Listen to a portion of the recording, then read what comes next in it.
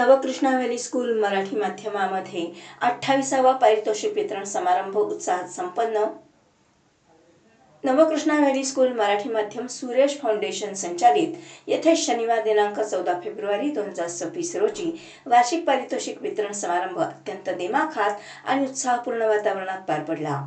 शाळेच्या प्रांगणात विद्यार्थ्यांच्या आनंदी चेहऱ्यांनी, पालकांच्या टाळ्यांच्या गजराने आणि मान्यवरांच्या उपस्थितीने कार्यक्रमाची शोभा अधिकच खुलली।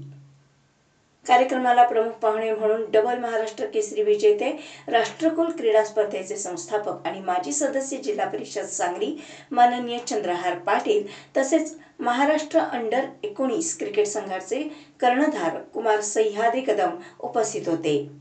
यावेळी सुरेश फाउंडेशनचे क्रिकेट कोच आणि भारतीय संघातील खेळाडू श्री अभिजित बाळासो कदम तसेच क्रीडा शिक्षिका सौंदर्या पाटील यांची प्रमुख उपस्थिती लाभली।